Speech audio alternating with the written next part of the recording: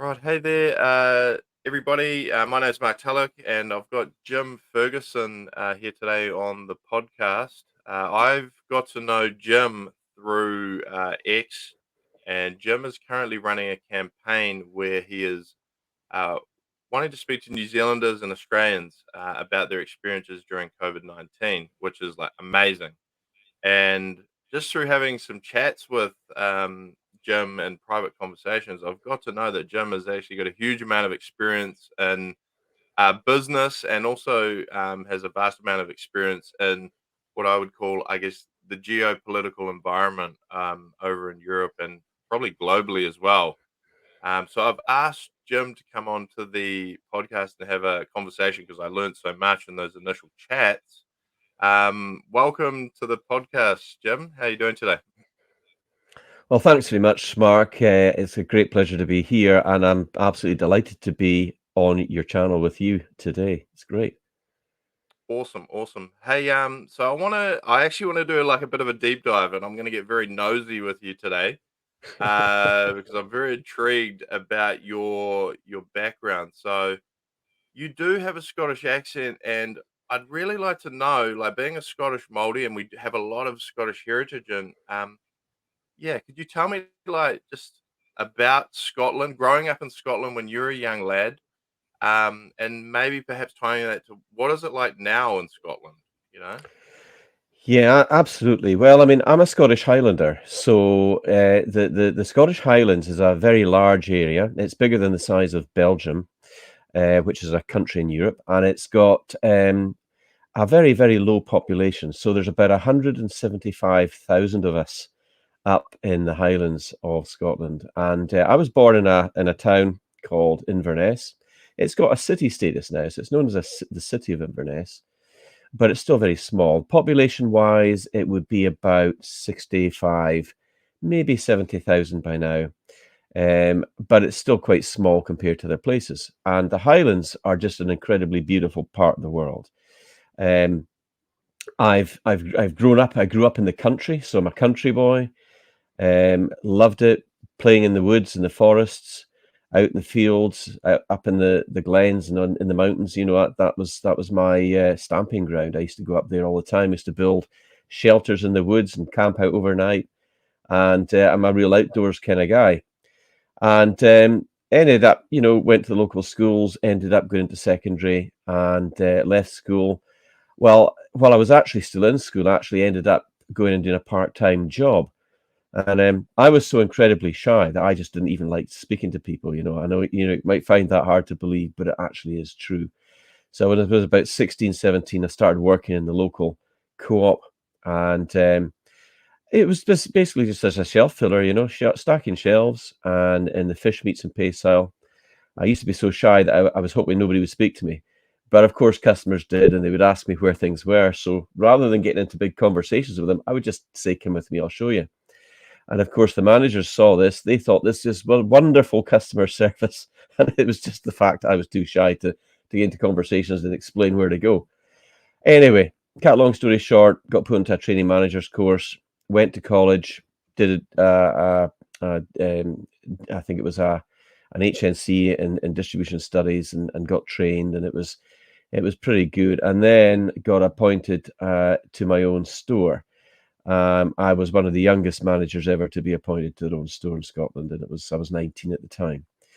And then I got an opportunity to actually go to Australia, and well, I could either get a sports car or go to Australia. And it was like, well, if I say a sports car, but when I say a sports car, it was like an old sports car. It wasn't like a new one or a fancy one. But I took the chance to go to Australia, see my brother and the family out there. And the plan was I was going to go to Western Australia, tour around, but it never quite worked that way because I met a girl in Queensland when I was. And by the way, I had long hair by this time, really long hair, and I was a bit of a beach guy. So when I got down to the Gold Coast, that's what I was doing. I was down there doing a bit of surfing, and you know, it's Oh, wondering if the sharks were in there or not, but they weren't. So I was doing windsurfing. I was doing all sorts of things, body surfing, all sorts of stuff. It was good fun. Um, okay. Well, so that's yeah, pretty. That's interesting, Jim. So you ended up in Australia. I just want to backtrack. Yeah. This period that you, I guess, it was in retail, and you cut your teeth and you went into college. I'm guessing that was quite had a large impact on your. Did you end up progressing in that through your career, or did you head into another Yeah. field? No, no, I did, and ended up. Well, I went into senior management then, and went up to another place up on the east coast of Scotland, near a place called Aberdeen, which you've probably heard of it. It was a very big store there, and I was working in there. Um, but I ended up getting involved with another type of work altogether, which brought me into I got recruited into another type of business, which was, well, it wasn't a business, it was an activity, and it involved working with um, different aspects of the community and the police, and that kind of morphed and developed into other things, where I ended up leading a team for about 15 years that dealt with very specialized policing. And I was never a police officer. I was always classed. I was a civilian, but I was working very much with them, and that included serious organized crime, some elements of counterterrorism, and yeah, surveillance and investigation and stuff like that. So did that for a long time. Um, at the same point, I was developing ideas for businesses, and I ended up doing some of those and built them up. When I came out the other stuff, I was very fortunate because by this time, going fast forward probably about 10, 15 years, I was in a position where I had started some service companies basically from scratch, built them up and sold them off. And I come from a long line of farming people. My grandparents had Mm, farms, and they were reasonably big farms, but my mother and her sister were orphaned at a fairly young age. Um, like she was 5 when she lost her mum, and then she was 9 when she lost her dad, and the two of them were kind of orphaned, and the farms got sold, and they didn't have wills and things back in those days so much, so they kind of lost all of that. But farming's always been in the blood for me. I've always enjoyed the idea of it, so I bought a farm probably about 7 years ago now. Small farm, not a big farm, and mm, we have sheep and goats and cattle and hens, and it's more of a lifestyle choice, really, to be honest with you. And before the pandemic, I sold off pretty much all of the stuff that I had, kept some consultancy work going with some of it. Um, my son went on to do some of the stuff that I used to, and he still does. And I started to, and in 2010, sorry, I should have said, I got involved with politics, and I was asked to join the Conservative Party, and I am a traditional kind of conservative, really. I'm strong on law and order, business orientated, want businesses to develop, to create employment, quite tough on immigration, but not against migration. We always want to see talented people coming in. Um, and I did that. I was a parliamentary candidate for the 2010 general election when David Cameron was looking to get elected. And I was going down to what's called the 1922 dinner committees in London and getting very much involved with the party. I used to go down and help with by-elections and things as well. So it was good training for me. It was good experience for me. Conservative Party in the UK was kind of divided, pretty much half and half. There were those that liked the European Union. There were those that just wanted to be free and independent and make up our own rules and laws. And I was one of them. So I ended up joining the Brexit Party in 2019.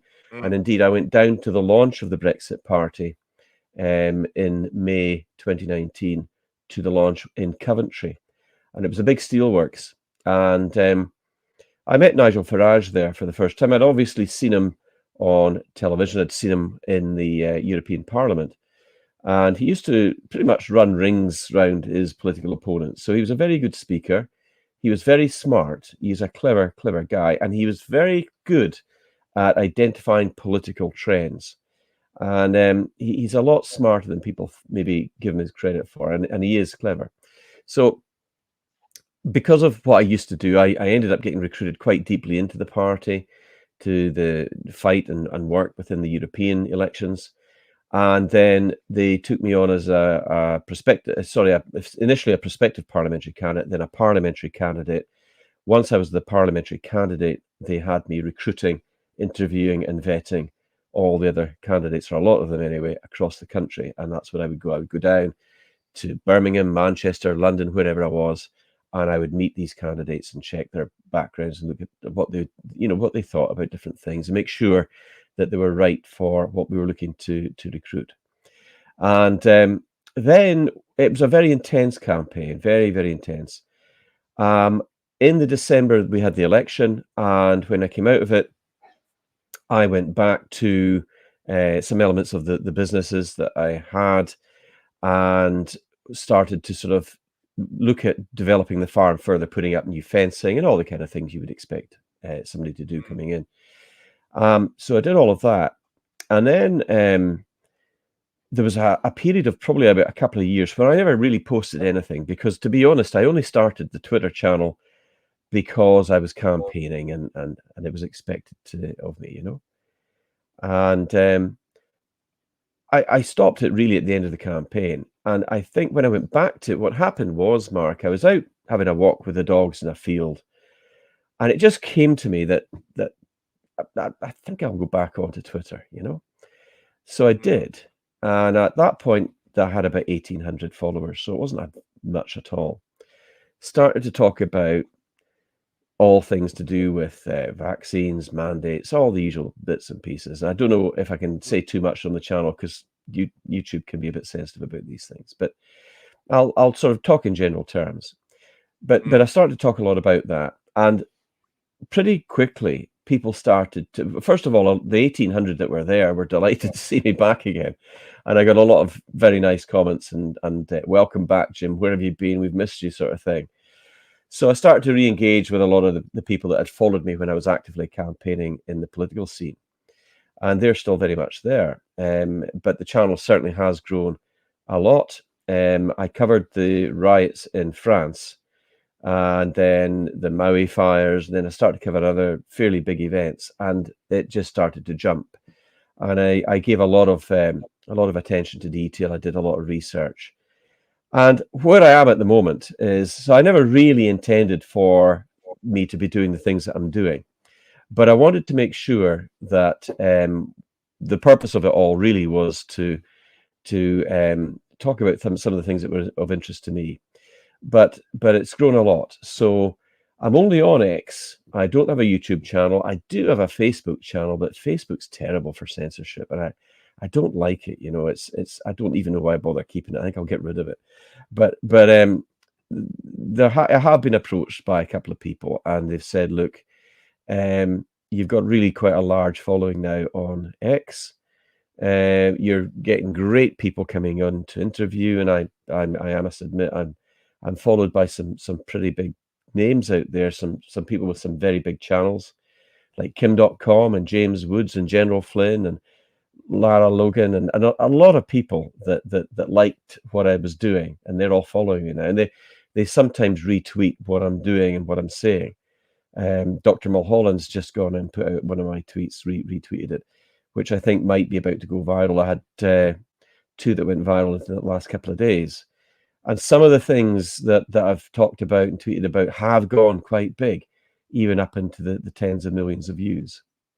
So it was suggested to me when I went over to America recently um, that I should take it a bit more seriously and start looking at maybe, not that I wasn't taking it seriously, but start looking at it more in a broader way. And over the last sort of 7 or 8 months, I've been interacting a lot with people in the United States, Canada, obviously the UK, to do with freedom, to do with the fact that we are moving into the realms of globalist sort of agendas. Every country is the same. That really came out during the lockdowns. That really started to show unfortunately its darker side and darker nature of it. And I'm all for people being free and doing what they want to do. So I was invited to go across the United States, went there for about 3 weeks, and I was on a series of speaking engagements across 8 different states, from North Dakota and then all the way down to Alabama. And I went down also to Alabama to see a good friend of mine. His name is Larry Alex Taunton. And Larry, I got to know Larry just through some of the work that he was doing on his channel. He's got a great YouTube channel. He was talking about the World Economic Forum. He was talking about globalists and what their sort of agenda was. And I really liked what he was saying. So I made contact with him. We had a few phone calls back and forth. And when I told him I was going to cross the United States, he said, "I really want to see you to come down to his studio." He's got a big studio down there. And we did a couple of podcasts when I was down. He's got a great family and took me out, showed me some real Southern hospitality. And of course, I love Southern food as well. So I was in my element.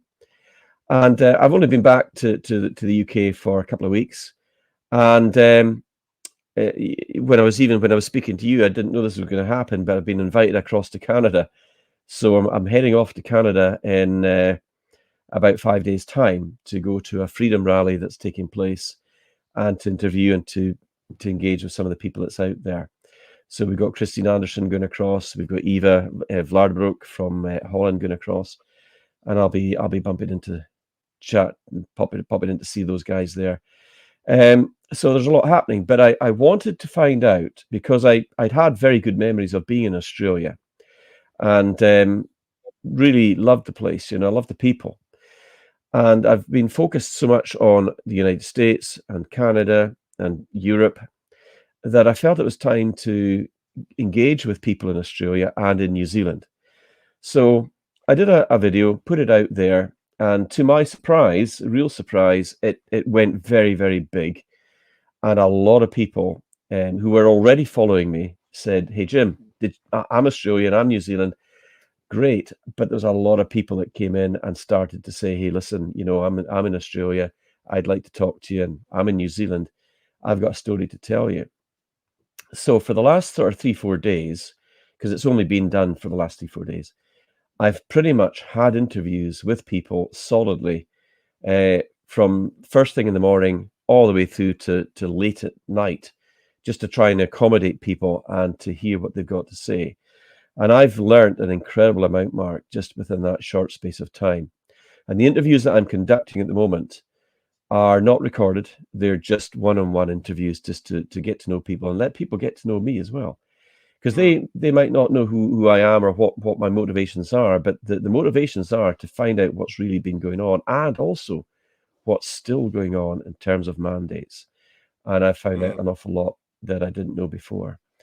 So that's where I'm sort of at the moment. I'm going to start doing live recordings quite soon. I hope to get at least a few done before I head to Canada. I'll be reporting from Canada, and then when I come back, I'll be picking it up and cracking on again with it, because there's a lot to cover. And there's a lot of problems that's happened in Australia and in New Zealand since. And there's a lot of things that I want to find out and report on. So that's kind of where I am at the moment, Mark. I'm obviously happy to answer any parts of that or any questions that you might have. Hey Jim, I that was amazing. That overview of your life, and where you've got to, just hearing the different varied threads of what you've been doing in your life. And yeah, I've taken a bunch of notes while you've been talking, and there's just I want to take it back to your childhood, and maybe we'll go through it this sequentially. But there was just a few threads there. I noticed you said, about your mother becoming an orphan and a will not being in place, and I guess essentially Yeah. losing the family Oh, yeah. farm in a way. Yeah. Uh, Yeah. is Yeah. is that Yeah. something that affected you? I guess quite emotionally. Is that part of your entrepreneurial journey, or what is it that really is that driver for you to achieve the success and the wealth that you achieved? Was that part of it, or is it a bunch of I different think. Well, no, I mean, I knew the story. I always regretted not knowing my grandparents, because I didn't know my grandparents on either my mother or my father's side. They were quite old when they had me. My father was 50, what was he? My mother was 38 when she had me, and my father was about 6 or 7 or 8 years older than that. But I lost my father when he died young. He died at 50. I was 14 at the time, and that was a terrible blow. And it happened just a few days before Christmas. So these are the sort of things you never forget. And my father was he was a soldier, but he'd come out. He wasn't a soldier when I was young, but he had been, and he'd worked with some of the specialist units out in Borneo, Singapore, and he was a really tough guy, but he was a great guy. He was a great family man, and he was just great to me. And I had two brothers who were quite a bit older than me, so I kind of grew up because of where I stayed. I was in quite a country area, and we didn't really have much growing up. I mean, my parents were great to me. I never went without anything, but we weren't a wealthy family or anything. We just had to make do. So I learned fairly young that if I wanted something, I had to go out and earn it, and I did. I would go around cutting people's grass or painting their windows or, general picking up the leaves, whatever it was, washing cars. I would turn my hand to anything, and I didn't mind working. I was actually quite good at what I did, and people used to actually then get in contact and say, hey, do you want to cut the grass? Do you want to do this? Do you want to fix up something? Do you want to cut some firewood? And I would do all of that. So it was fine. But yeah, I think it certainly it spurred me on. And school was great. I had lots of friends, but I wasn't a school person. If I'm being honest, I didn't really like school. I didn't like being in the institutionalized aspects of it. I was a freedom. I liked my freedom, and I'll tell you a funny story. It's a true story. When I was in fifth year, I passed my test at 17, and I got this old car. I paid about 250 quid for it, and it was an old red Mini, and it had I painted the wheels white, and it had a fiberglass. That's why I bought it. It had a fiberglass tip down racing hood that they'd put on it. It was only an 850cc engine that was in it. I mean, I was lucky if I get 60 miles an hour out of it. But it was my pride and joy, and I loved that car. And so I started to take it to school, and all the girls thought it was amazing, and of course I liked girls, So, but anyway, I didn't want to sit my exams, and I started bunking off, and I was going to a seaside town called Nairn, which is slightly further east, and yeah, I'd make myself some sandwiches because my mum used to go out to work. She used to go out to work. She used to wake me up before she went, and I'd get me up, and I'd go to school. But I decided I wasn't going to go to school so often, and I would make myself some sandwiches, and I would shoot off out to Nair, and I would head down the beach and meet up with some friends there, and go down the arcades, and all the sort of things that young guys would do. And one day, and my mother had this red Mini as well. And one day, I'm heading off to there because she'd said goodbye to me. She said, "Yeah, so you off to school?" I says, "Yeah, yeah, I'll be heading there, mum." And that's good. Oh well, I'll be home later on. I'll see you, sort of thing. And I'm heading to Nairn at this point. And then I see this red Mini behind me, and I'm thinking, it looks awful familiar. And it was my mum. And I thought, oh damn. So I dropped it into third gear, and I took off, and I got up to about 45 miles an hour, and I'm screaming through the little village I lived in, trying to lose her. And of course, she had a 1000cc Mini, didn't she? So I just couldn't shake her.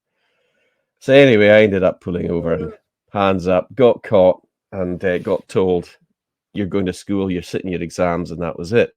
So I did, and I passed them all. But it was a fight to get me to sit down and do it. But I did do it, and I got quite good grades, and I did pass all my exams. But school wasn't the for me, it wasn't the sort of I didn't particularly like it, but I liked the people. I had some good teachers. That's a very interesting story because, yeah, I hear very common threads from entrepreneurs, right? They've just got that they don't Yeah. mind work, they actually like work, they want to work, it's that thing about authority. But the next thing I wanted to ask you about, Jim, is I find it, and this is another common thread I find with successful entrepreneurs. They basically think they can do anything, and I think like hearing your story of going from like a retail business owner into the world of the police and counterterrorism and like these sort of high level investigations of detailed work as a a non-sworn, I guess, worker within that police establishment, which is what we call it here in New Zealand.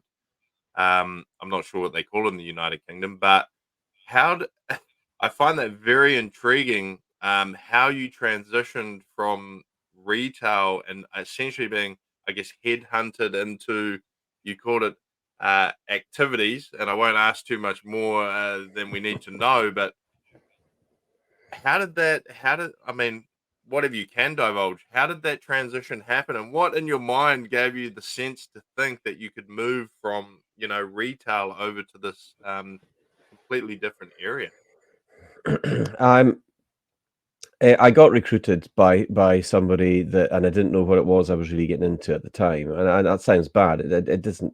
It's not bad. It's just the way it works sometimes. And it was a former trade ambassador to America that ended up speaking to me, and basically I had no idea who this guy was. And he phones me up and he says, "Can I, if your name keeps coming up?" And I'm, okay, fair enough. I went and met this guy. It was in an hotel beside the railway station in Inverness, and sat down with him, and he says, "Look, your name keeps coming up," and I thought, right, well, who is it that's told you this about me? So, well, that doesn't matter, he says, but we would like you to do this, and we would like you to do that, and would you come in and would you get involved in this, and you know. So that's kind of really how it happened, and then I just ended up getting more and more involved in different aspects of it, and that's just the way it is. But I was. For a period of time after I left that, came out of that, I did do sort of um, fair bit of traveling, and part of that involved um, investigation type work for some other agencies. But at the end of the day, it's not as exciting as you think. If you're doing something like vehicle-based surveillance, it's not that great. You can be sitting there for 14, 15 hours watching something, ready with a camera or a recorder. And I've done all of that. And it sounds very glamorous, but it's the truth is, if it's in the winter, you're freezing because you can't turn the engine on, and you can't take toilet breaks, and you can be sitting there absolutely focused for hours and hours and hours, and within 30 seconds, that's when the activity happens, and your mind can wander. You've got to constantly fight against that. You've got to be just so focused, and it's very, very tiring mentally as well. And it can all be over within split second. You don't get much warning. So I've done all of that sort of stuff, and it's good and it's fine, and it's all good fun for when you're young. I was just having flashbacks to some of the surveillance type work I've done in the past. And yeah, it's not like the movies. But the next thing I want to ask you about, Jim, and you went from the Conservative Party, you got, I guess, essentially a little bit disillusioned with some of their perspectives, and then you ended up joining the Brexit Party, which was a massive event in the history of the United Kingdom. I Yeah. know this is a very complex topic, but keeping it as, I guess, as simple as we can, what was the main problem with Brexit as far as like the United Kingdom is concerned? I know that's extremely broad, but if we could bring it down to, maybe a single or one or two things, what was the real problem with Brexit? Well, I'm a great believer in democracy. I'm a great believer in the rule of law, and people having their vote and their vote counting for something. Now, in the European Parliament, not everybody realizes this or understands it, and I don't expect them to, especially if they're from other countries, or the States, or down under, whatever. But you've got the European Parliament, and the European Parliament has the lawmakers in it. They're the members of Parliament, members of the European Parliament, MEPs as they're known as, and they make the laws. They make the laws for their respective countries that they're members of. But they can't pass those laws, and they're the only lawmakers in the world that can't pass those laws because the European Commission, that sits separately from them, has the rubber stamp that has to rubber stamp it. So they can propose and vote for a particular law, but if the European Commission don't agree, it doesn't get passed, and there's no recourse. Whereas in our parliament, in your parliament, the lawmakers, they will vote, they will decide, they will pass a law. Something similar to the UK in that we've got the House of Lords and we've got the House of Commons. The House of Commons filled with MPs, the House of Lords are peers that have been put in there. Some are hereditary, some have been given peerages for their services to whatever it might be.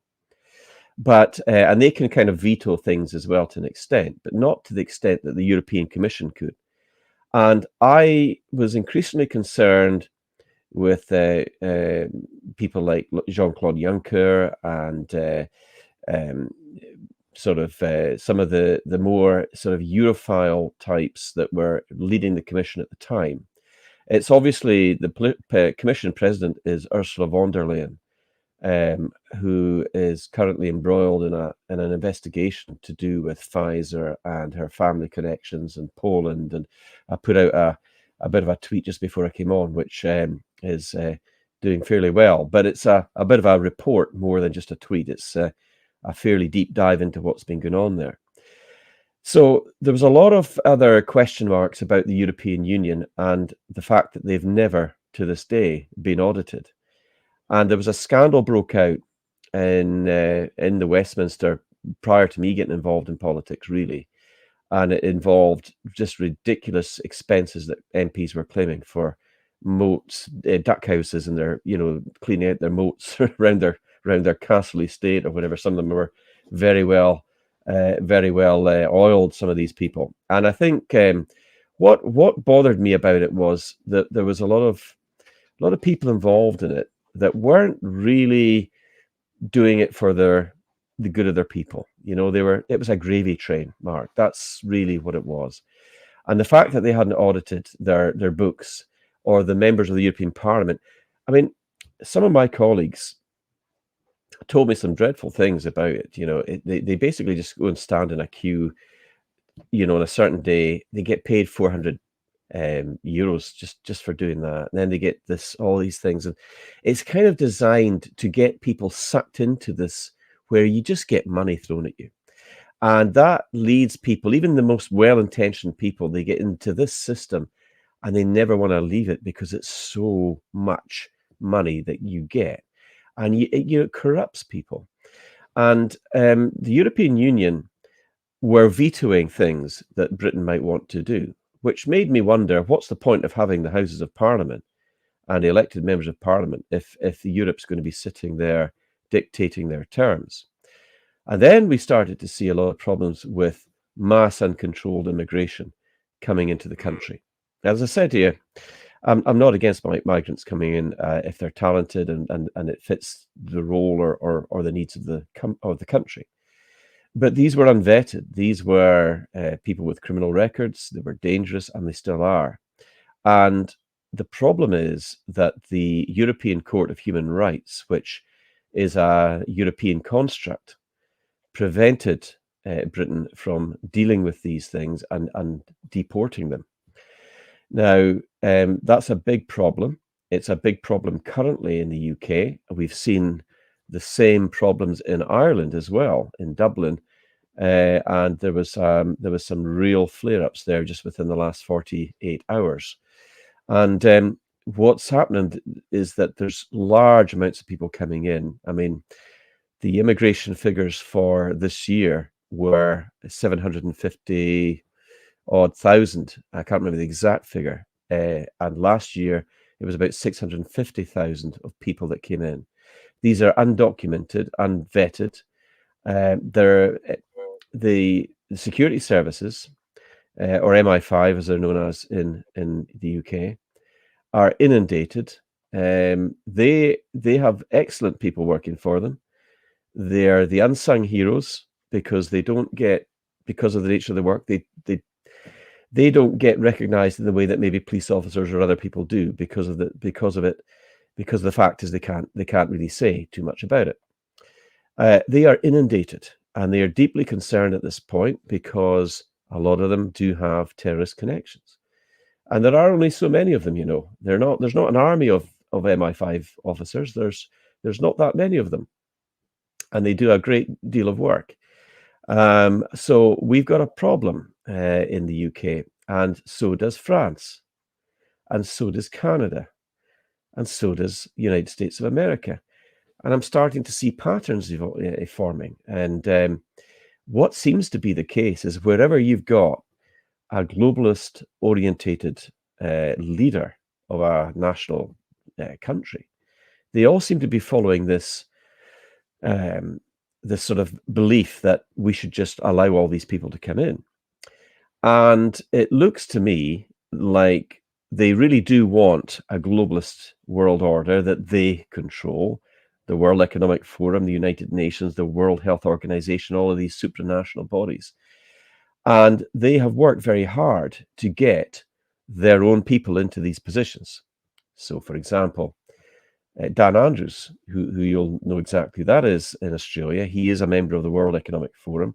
He's been very well rewarded for his brutal lockdowns and his position during the mandates in Australia. Jacinda Ardern was a member, and still is a member, of the World Economic Forum, terrorized the people in New Zealand, and brought in just absolutely, totally undemocratic laws. Then you've got Richie Sunak in the UK. He's a member of the World Economic Forum, of course, as well as Jeremy Hunt, who's the Chancellor in charge of the Treasury, as is Penny Mordaunt and probably about half of his cabinet at least. And then in Canada, you've got Justin Trudeau, member of the World Economic Forum, his deputy, Chrystia Freeland. So when Klaus Schwab, the chairman who started the World Economic Forum in 1971, bragged about having penetrated the cabinets of the world, I laughed and I thought, what's this guy talking about?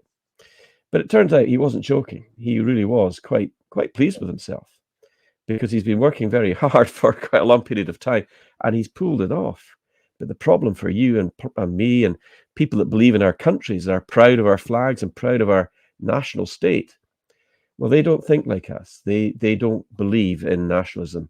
They want a one world global order with one world government in charge that they will control, similar to the EU.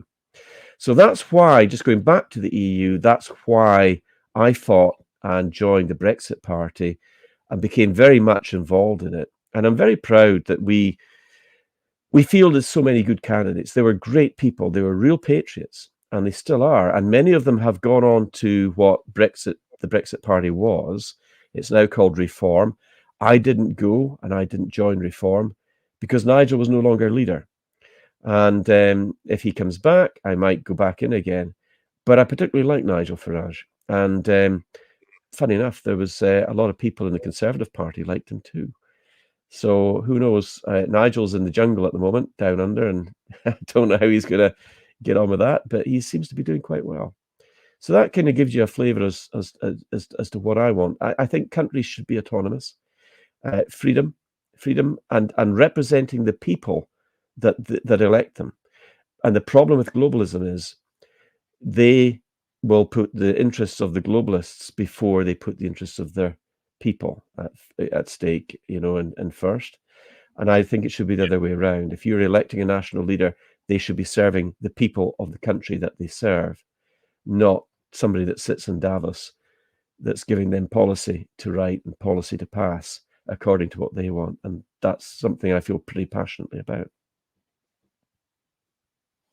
Yeah, this is extremely interesting because I'm quite naive to the WEF, and I'm sure a lot of people are, and a lot of listeners are. When you say they're members of the WEF, are you able to explain the nature of that entity? Like, because I guess my perception or my thought was this is some sort of like United Nations type, entity, but I truly don't understand like what is the nature of this entity, like even from a legal status, what is this? And when you say Yeah. membership, what is that? Like, Mm. how do people join? Is it invite only? I kind of just Mhm. assumed that whoever the political leader is at that time, and when whatever country attended these events. But I'm quite naive, Mhm. so very curious to hear about that. Well, it's not an officially sort of government sanctioned thing. It's a basically private membership. But what they do is they identify up and coming people. Could be in commerce, it could be in industry, could be in politics, and they will get to know you. They will send somebody to do an assessment on you. Not unlike in many ways, not unlike a government that might have an interest in something, they might send somebody out to find out a little bit more about somebody that was of interest to them for whatever reason. And they will send then if they like what they see, or they think you might be able to work with them, they might then invite you out to Davos, and prospective young global leaders are invited out there, and they're put into workshops, and the workshops are led by seasoned members of the World Economic Forum. What they're looking for, once again, is the reactions to certain questions. So, for example, the chap I was telling you about that I went down to see in Alabama, he went and infiltrated a World Economic Forum event, and he sat and chatted to people that were World Economic Forum people, thinking that he was one as well. And his podcasts are very interesting. It's the Larry Alex Taunton show, or the Larry Alex Taunton on YouTube. He's quite easy to find. He's got quite a big channel. And he explains in detail about what they are and how they think and what they do. And they use certain words, they use certain terminology, like it's for the greater good. Or they might say it's for the good of the planet. Um, there's a common purpose. And they use terminology like that. And Larry does a great expose of it, because what they're really talking about when they say things like, we need to reduce the carbon footprint, what they're really saying is, we need to reduce the carbon footprint, and the carbon footprint we want to reduce is you. Which then leads into a much darker element of what the World Economic Forum members actually do believe. And there is some concern that they are putting their interests much, much more to the fore in terms of sovereign nations and the populations that comprise those nations.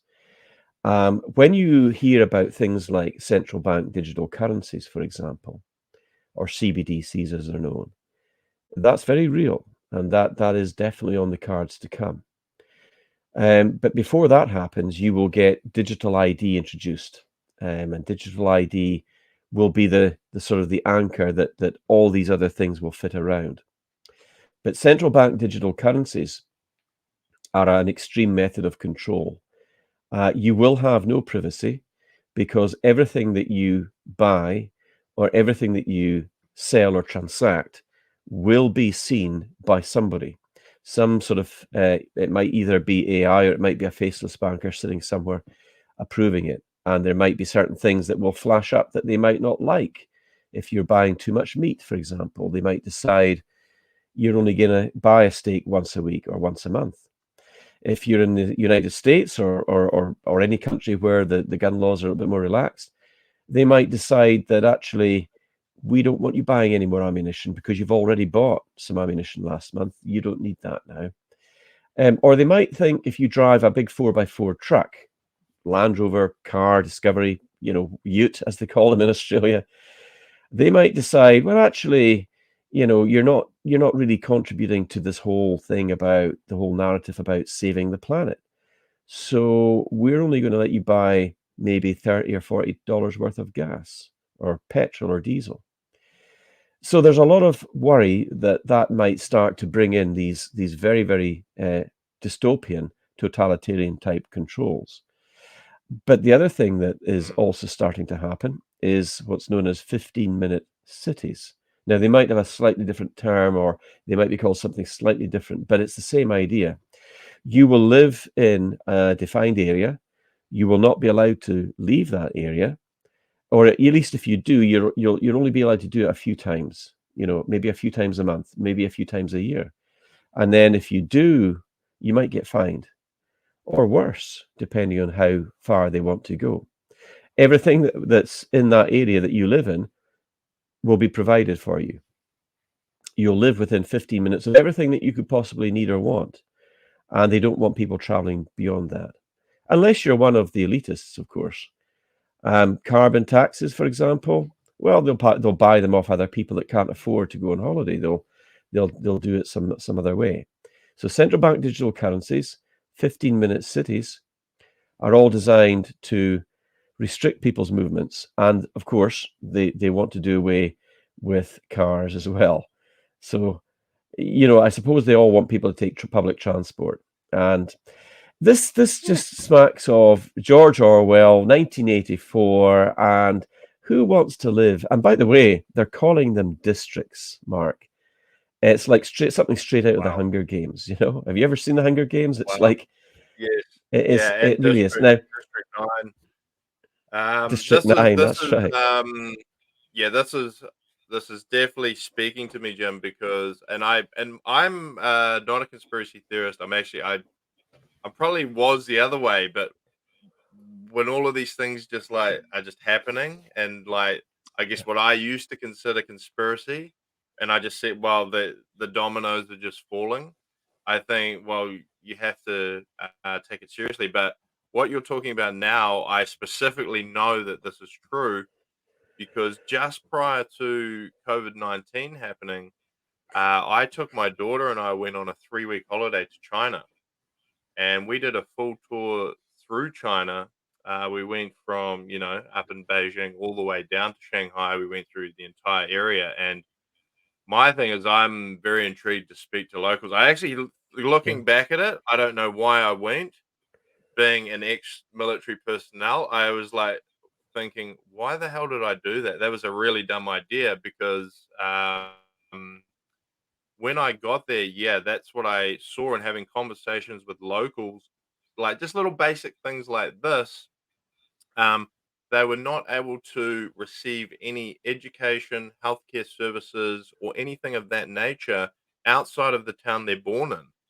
So it was Yeah. essentially population control in that manner, and it was pretty crazy. And I went over there with my yuan, like ready, like I transferred my cash to yuan, and then I got over there, and like no one's using money. It's all of this WeChat.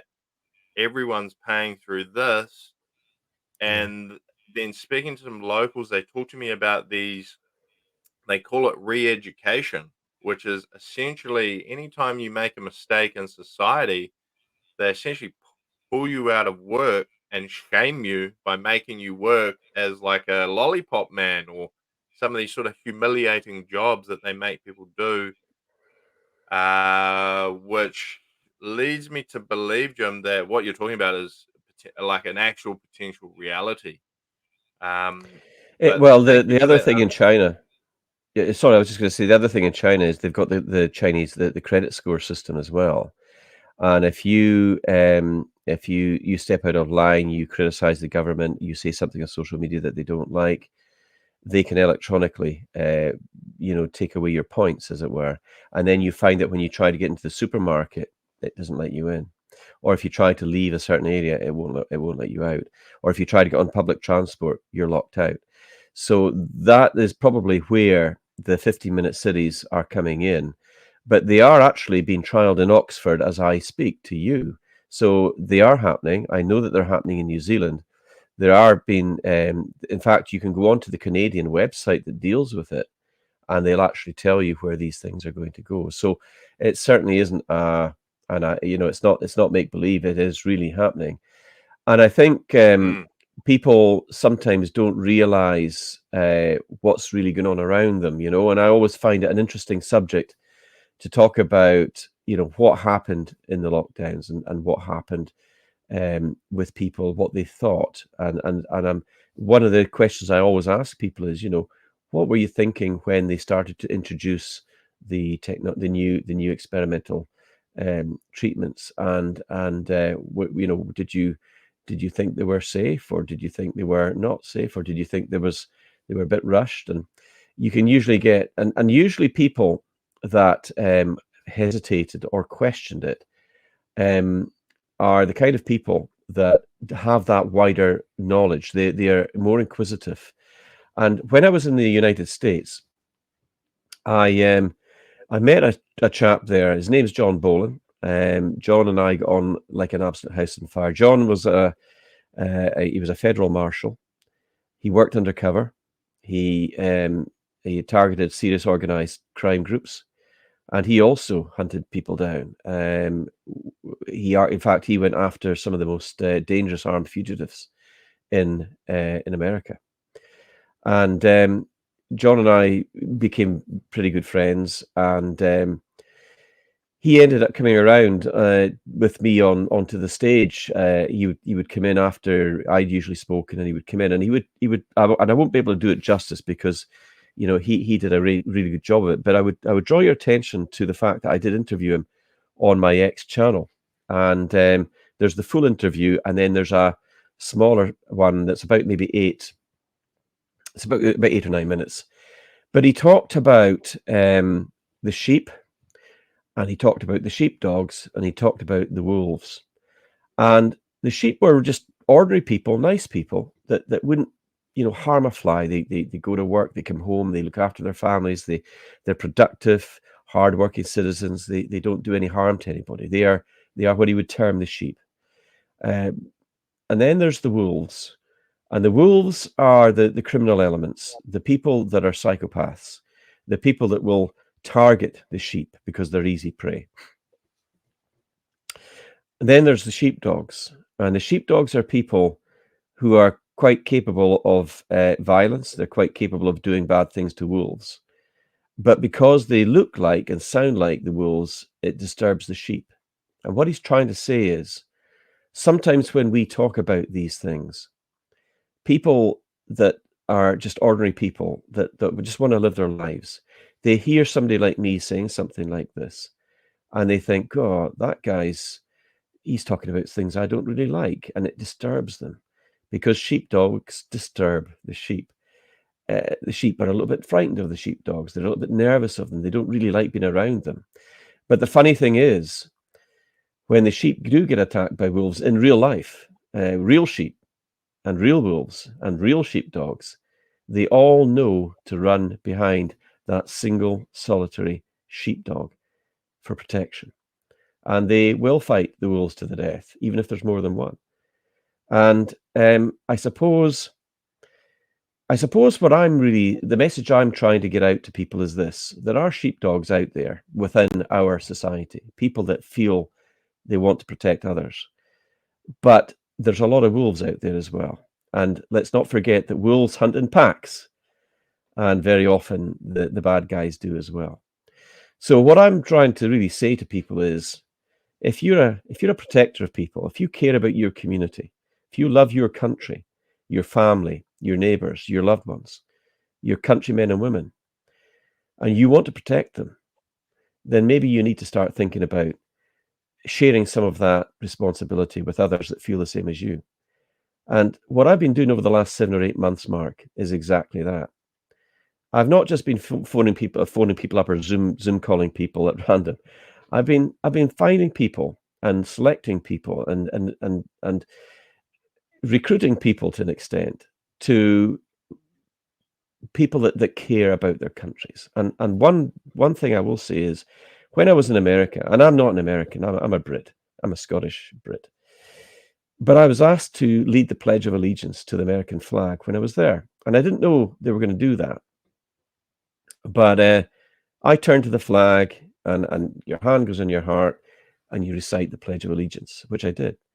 And it means a lot to people. You know, I don't know if in Australia you do something similar. I think you do, and you know, we've all got our own respective national anthems, but it's the right thing to do.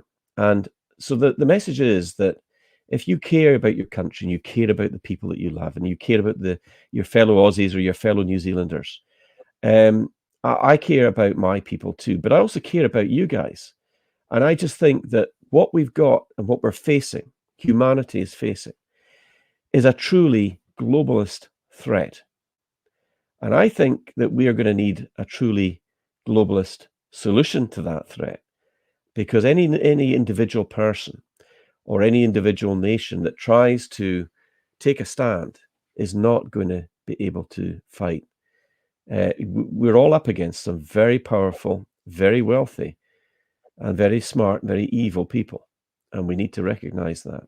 And when you start to see them building control infrastructure like credit score systems in China and 15-minute cities in Oxford and central bank digital currencies and digital IDs, then people need to wake up pretty fast and listen to the sheepdogs, because we see it.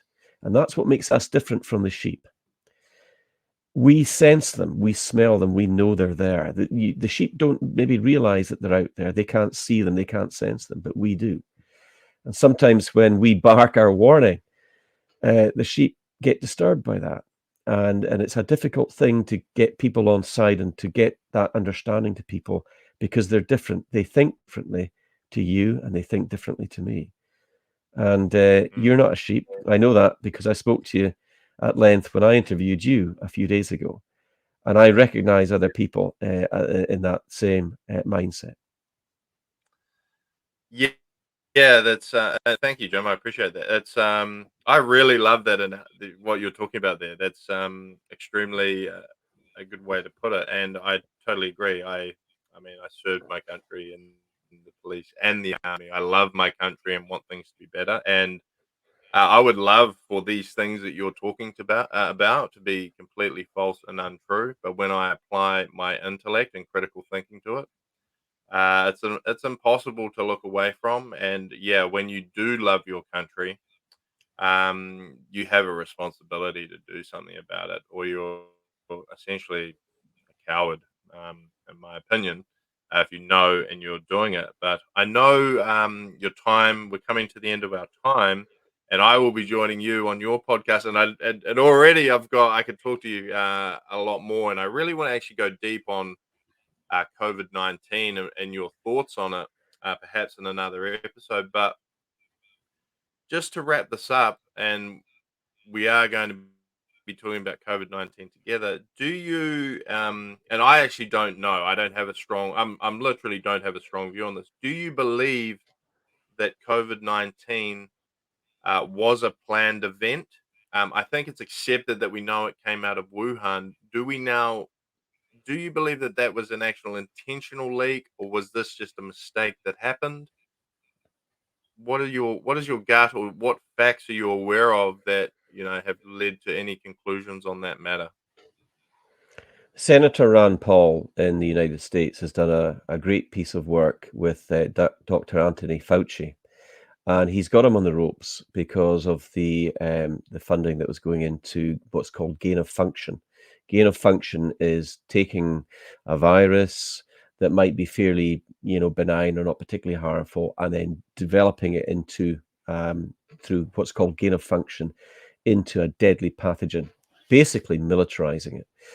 And I believe that that was definitely happening, and there was connections between what he was doing, Fauci was doing, to the Wuhan Institute of Virology, which wasn't a particularly secure lab. There are other places, even in Britain, like Porton Down, which is a highly secretive place, where they do biological and chemical weapons training and different things there. But I do believe that it wasn't by accident, and the reason I believe that is because everything fell into place too quickly. Now, I studied the 1918 pandemic that occurred, more commonly known as the Spanish flu. It had nothing to do with with Spain. It was a lot of returning soldiers that spread it, and it was a very, very bad disease. It had a mortality rate of between 3 and 4%, which doesn't sound very much, but it killed between 75 and 100 million people. That was something that came out of nature, and these things do happen. They do happen. But I don't think what happened with this was by accident. And one of the tells for me was how they responded to it.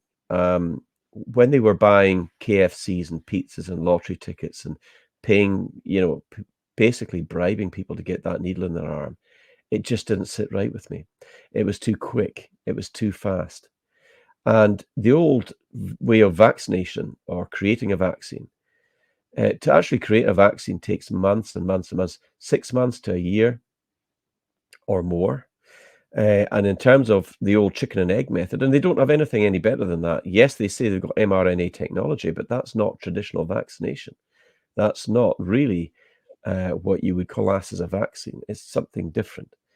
And unfortunately, there are a lot of people who have spoken about the fact that there's too many people in this world. Bill Gates is one of them. He's on the record for saying that. Stanley Johnson, the father of Boris Johnson, the British Prime Minister, is another one. And the list is fairly extensive. George Soros, a lot of these globalists have said, look, it's unsustainable. I would direct you back to Larry Alex Taunton's podcast on YouTube. I would really suggest you go and look at that, because he has done a really deep dive into this, where he has actually pulled video clips of people who are talking about it. And so when you look at that kind of evidence, you're left with thinking, well, have they decided? Did they decide to stop talking about it and actually do it? And I think perhaps when I interview doctors, the kind of doctors I've been interviewing, I interview doctors every Friday on my channel, and I put out. I had a doctor that I interviewed. I didn't get it out yesterday. I actually went out today. His name is Dr. Paul Alexander. Because the video went to almost an hour, normally I sort of cut it off after about 30 minutes, 35 minutes, I'll wrap it up. But in this case, I let it go because of what he was saying. And I would once again direct you to that meeting, or that interview that I did with him. Now, Dr. Paul Alexander was a senior advisor to the World Health Organization. He was also the senior pandemic advisor to the Trump administration, and reported directly to the Oval Office. And he came on my channel, and I spent some time talking to him about what had happened. And he shed light on a whole different scenario. And he talked about the fact that it was managed in such a way, or mismanaged, that the death that ensued. And I put a warning out on the podcast, because he talks about some deeply upsetting things that happen in care homes to the elderly. And anybody that had an elderly parent in a care home that watches that's going to get upset, especially if they died. But he lifts the lid, he blows the lid on it. It was a complete and utter fraud, and the doctors that went along with this should hang their heads in shame. And that's a direct quote from him. So you can't talk to these type of people. I mean, I've had so many of these doctors on that are willing to stand up and tell the truth, and you can't listen to them and understand about the stage 4 cancers that people are developing. People are waking up one morning, they're feeling something not right. They go and they get checked out. It's stage 4 cancer. It's not the beginning of cancer, it's stage 4. It's right there. They may only have 3 months to live. It's unheard of. Terrible cancers, as they're being known as. Or myocarditis, people that are fit and healthy suddenly collapsing with strokes or heart attacks. Excess deaths are off the charts. They're off the charts in New Zealand, Australia, the UK, Canada, America. I've seen figures that suggest that between 17, possibly as much as 20 million people have died globally as a result of taking the vaccines. So when you say, is there an alternative? Did this happen by chance? Did it happen by accident? I don't think so. And that's even worse, because that means that there are people out there that took a decision to effectively commit genocide. And it's almost too much I for think people to imagine. this is crazy. It is crazy, and I think, particularly in a very peaceful environment, and this is the thing about New Zealand. New Zealand is very sheltered. Most people aren't exposed to, I guess, violence, war, corruption, because I guess it is a relatively peaceful, non-corrupt country. I think, yeah, we're probably the best type of sheep because we're in a very peaceful environment. But it's probably people like myself who've served and maybe seen some of the darker sides of life. I think it's yeah, if people knew how evil people can actually be, then they wouldn't think that these things are out of the scope of reality. Because yeah, over here we're very naive about what happens in the world. Uh, yeah, to the T. But I don't have an opinion on that. But for sure, yeah, I guess I don't feel informed enough to have an opinion. But I would, now that you've shared that with me, and I'm like, wow, okay. Um, these are the things that, people like myself during COVID-19 and this whole thing that happened should have been doing the whole time, constantly evaluating, information coming in, and most people didn't even do that. They just followed along blindly as sheep. But just There's based on another good logic, what you're saying is not out of the realm of possibility. Sorry, Jim, you were saying? that if you take something like insurance companies, they are hard, cold, profit orientated businesses. And I put a report out there a few days ago. I did some research globally about what was happening there. And towards the end of 2022, they've now paid out over 100, I think it was 104 billion in death payments. And they're deeply concerned because their profits are nosediving. And I put out a report and discussed the fact that insurance companies were now being considered to be high risk investments. If you're talking about investing money, if you've got £20,000, £100,000, or more, and you're looking to put some kind of investment in, you would be pretty foolish to put that into any kind of insurance or subsidiary of an insurance firm, because they're losing money hand over fist. And when you see hard cold data like that, you realize that the COVID, they said a lot about the COVID killing people, but that doesn't relate to the data that these insurance companies are finding. And Mm, yeah, it's a shocking amount of money. So that really shows you there's something else killing these people. The pandemic's no longer there, or at mhm. least not in any meaningful way. And I know that you guys are getting warned about another wave coming, I think, in New Zealand and Australia and Canada as well.